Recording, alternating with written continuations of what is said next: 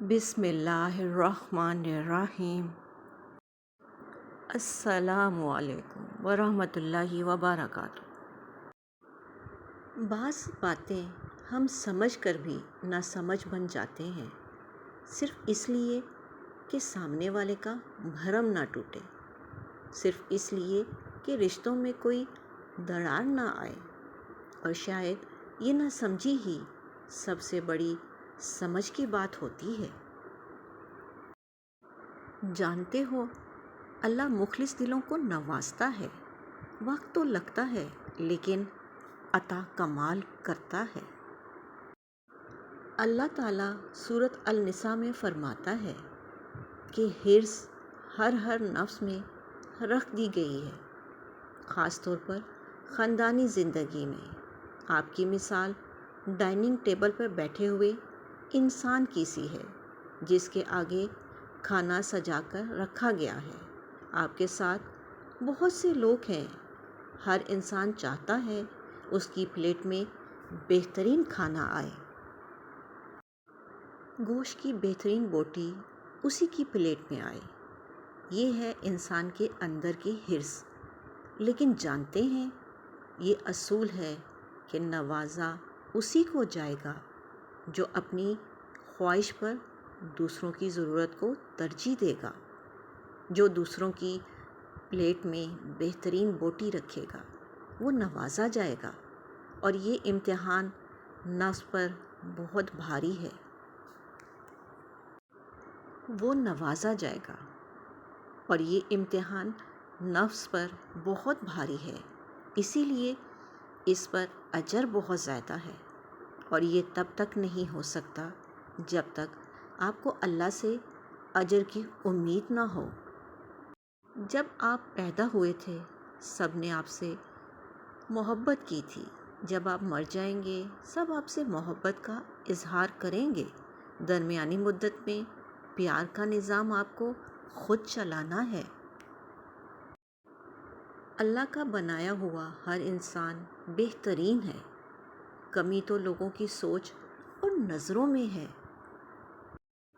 نیک بنو، لیکن اتنے بھی نہیں کہ دوسرا بندہ گناہگار نظر آنے لگے۔ کسی کی راہ میں کانٹے بچھانے والوں، کیا تم یہ نہیں جانتے کہ اس کے پیروں سے رسنے والا خون تمہاری قسمت کے صفوں کو کالا کر سکتا ہے؟ یہ یاد رکھنا، اللہ کے یہاں ہر چیز کا حساب ہے۔ فلاں ایسا فلاں ویسا، اے انسان ذرا غور تو کر، تو خود کیسا؟ مصیبت میں خاموشی کے ساتھ اللہ کی رضا پر راضی ہو کر جو کچھ موجود ہے اس پر شکر اور اس کے آگے اچھی امید رکھنا صحیح معنوں میں شکر گزاری ہے۔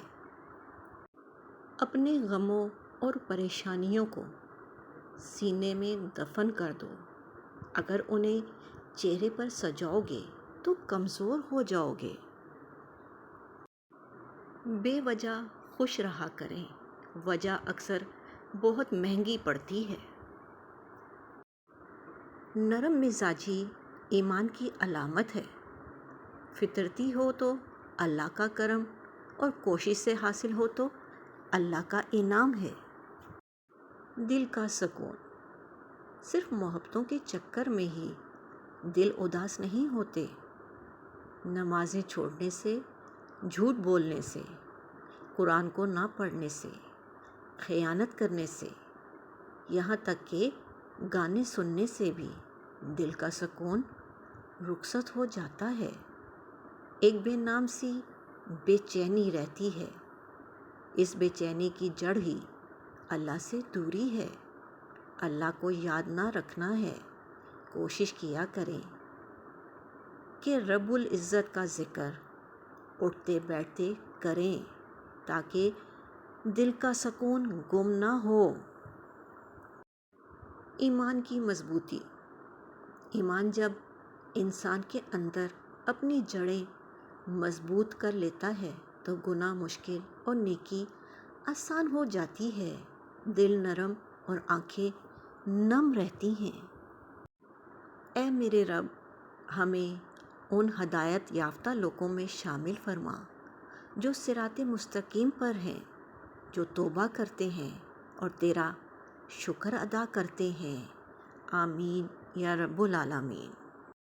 جب مانگو تو اللہ سے مانگو، اور جب مدد چاہو تو اللہ سے چاہو۔ ماں نہیں ہوتی جن کے پاس، ان سے پوچھو دکھ کسے کہتے ہیں۔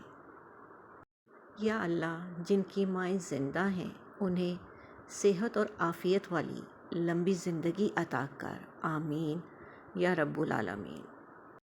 زندگی کی مثال ہم لڈو کے دانے سے بھی سمجھ سکتے ہیں۔